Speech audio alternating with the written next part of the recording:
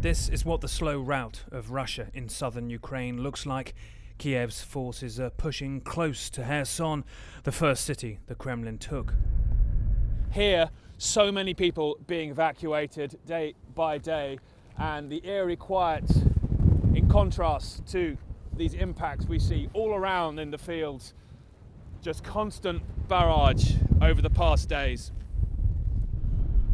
The bus is the last way out of here, going from door to what is left of every door. The village of Posad-Pokrovsky has been Ukraine's last position for days, and so this is what Russia left of it. The noise is the village gas main leaking furiously.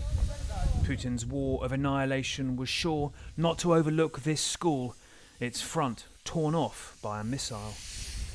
It is hard to imagine life returning here even when the shelling stops, which just now it does not. We run down for cover. The Marines here are mobile, pushing forwards where they can. Kherson's nearby airport, their prize. Yeah. Now we have a little mission. On your way to the airport? To kill the motherfuckers. Daniil is a former Lebanese soldier working in TV, married to a Ukrainian.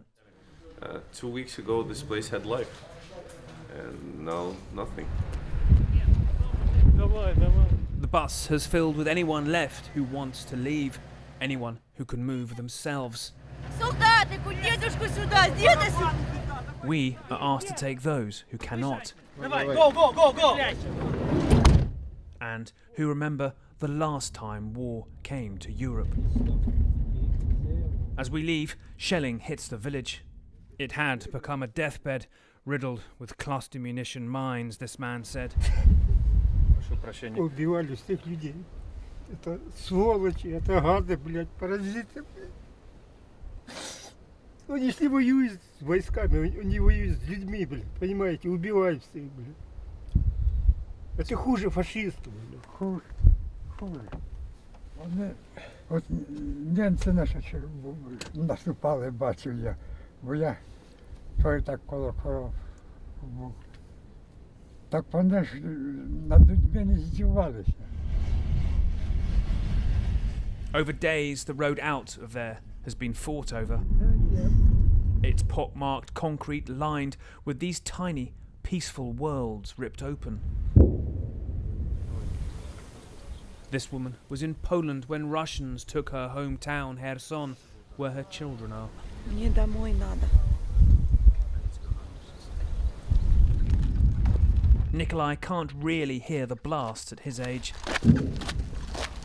but sent his wife to live with his daughter in the city. He has stayed to protect whatever they have left.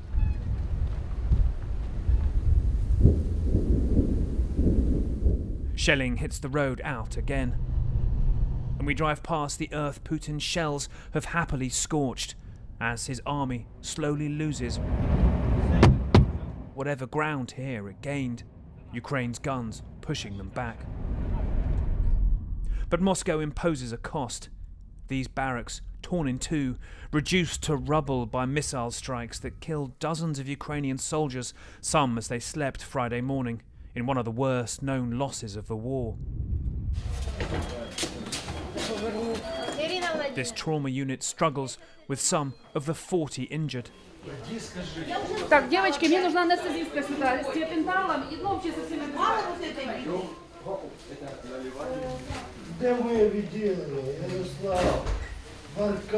One soldier asking for his friends by name.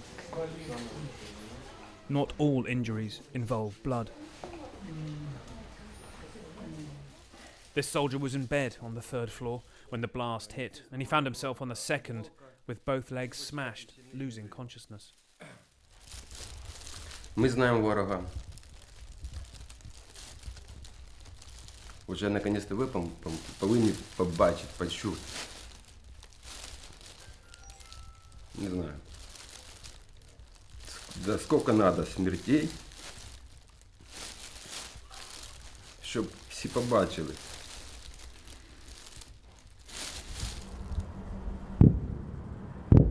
That night, the Kremlin's blunt force hits another target around Mykolaiv.